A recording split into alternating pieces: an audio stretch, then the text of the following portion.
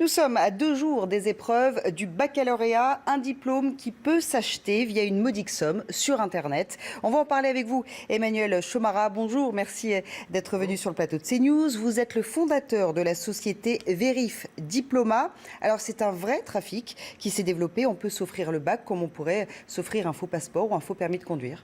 Voilà, c'est très facile. Aujourd'hui, il y a des sites Internet, mais ça existait déjà il y a 15 ans. Ils avaient un petit peu fermé, puis ils sont beaucoup réapparus depuis 3-4 ans. Et donc aujourd'hui, pour 150 €, vous faites un diplôme plus vrai que l'original.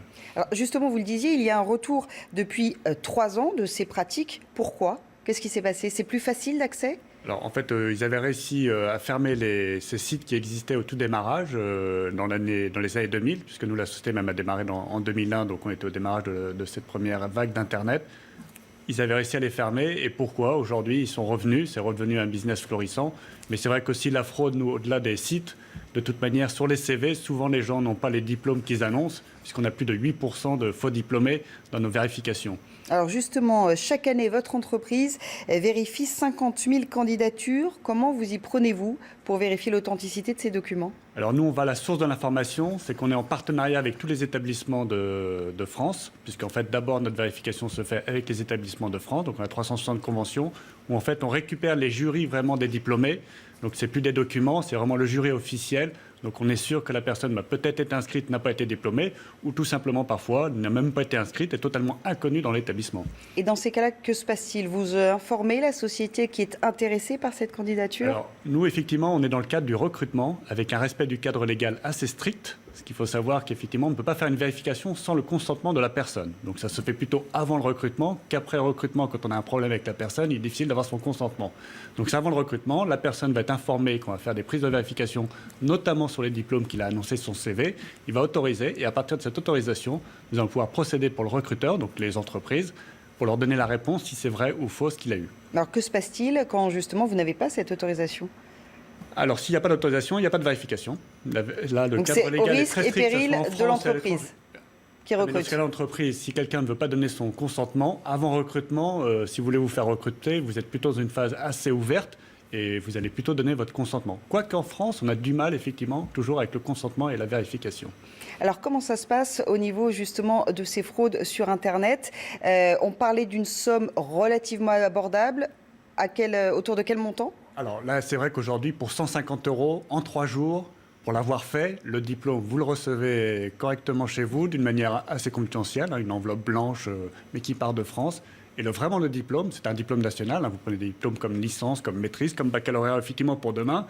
C'est vrai que c'est difficile de dire ça à la veille du baccalauréat, mais pour 150 €, demain, on peut avoir un diplôme plus vrai que l'original et tout de suite. Parce que le diplôme, on va l'avoir tardivement quand on fait son examen. Et est-ce qu'on est parvenu à remonter la source de ces falsificateurs ? Alors là, nous, ce n'est pas du tout notre métier. Nous, notre métier, c'est de travailler pour les recruteurs en lien avec les établissements. Nous, en fait, on est dans la transformation digitale des recruteurs et des établissements pour répondre d'une manière simple, rapide et légale à un besoin de vérification par rapport à l'information qu'il y a sur un CV.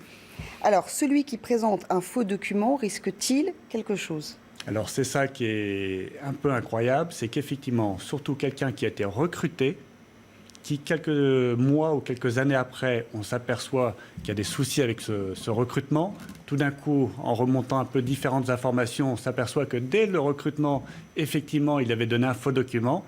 Eh bien, ce n'est pas un motif de licenciement, puisqu'en fait, la justice considère que, effectivement, un recrutement, c'est l'ensemble de compétences. Donc, c'est effectivement votre formation éducative, mais c'est aussi toute votre compétence professionnelle acquérie au travers de vos expériences. Et donc, l'exercice d'une profession, ce n'est pas que la formation, c'est aussi votre expérience professionnelle. Donc, ce n'est pas un motif de licenciement. Par contre, c'est vrai que pour des professions où l'exercice est indispensable, comme on pense surtout aux médecins, par exemple, là, effectivement, ça peut aller loin. Il y a eu les histoires d'architectes, il y a des histoires des faux directeurs d'aéroports. Donc, effectivement, pour certaines professions, l'exercice de la formation est importante. Dans ce cas-là, ça peut être un motif. Alors, quels sont ces diplômes que l'on peut acheter, entre guillemets, ces faux diplômes sur Internet, mis à part le bac ? Est-ce que c'est finalement le diplôme le plus recherché ? Alors non, en fait, ce n'est pas le bac, effectivement. En fait, on démarre au niveau bac plus 2 surtout. Donc là, bac plus 2, on pense surtout au BTS. Là, ils sont tous en train de le passer. Les résultats, c'est à la fin du mois. Et là, il y en a plus de 110 000 qui le passent en France par an. Donc ça fait des armées de personnes sur le marché. Et ceux-là, effectivement, sont en plus très tentés par la vie professionnelle de gagner, avoir son premier job et son premier salaire, si je puis dire. Donc c'est bien pratique de l'avoir en poche. Il y a quand même effectivement un certain taux d'échec encore au BTS, beaucoup plus qu'au baccalauréat. Donc effectivement, on peut se retrouver sur des gens sur le marché du travail en ayant fait la formation et n'ayant pas eu le diplôme officiellement.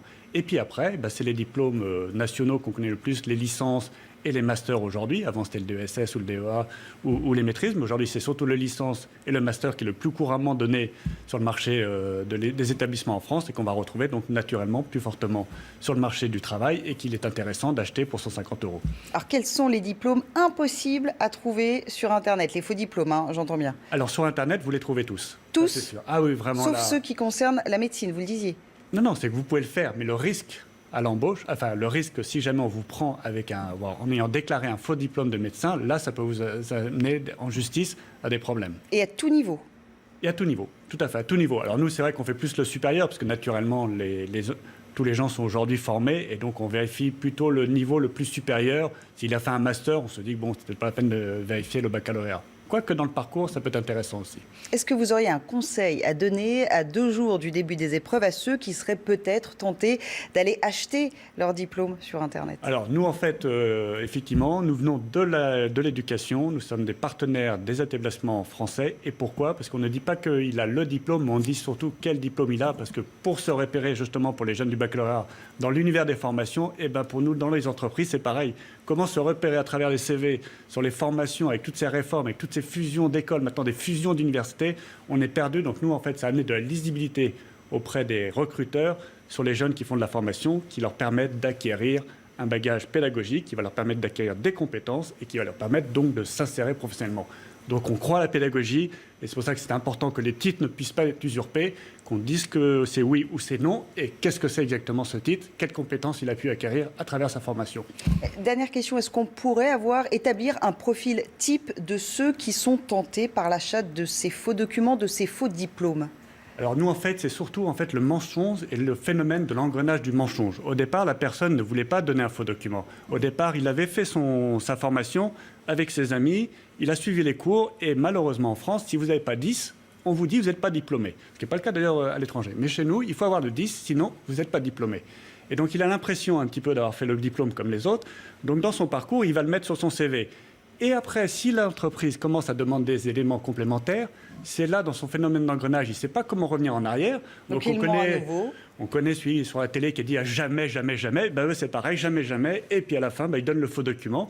On va plus loin, puisqu'on en a eu un qui a usurpé carrément le titre d'un secrétaire général d'une académie en déposant un nom de domaine au nom de l'académie, d'une des académies en France. Et il a écrit un email au recruteur pour lui dire qu'il était bien diplômé, que c'était bien lui. Voilà, donc comme quoi cela peut aller très très loin. Merci beaucoup Emmanuel Chomara d'avoir été notre invité pour nous parler de ces faux diplômes, notamment le baccalauréat dont les épreuves commencent dans 2 jours. Je rappelle que vous êtes le fondateur de la société Vérif Diploma. Restez sur CNews, un nouveau journal à venir dans quelques minutes.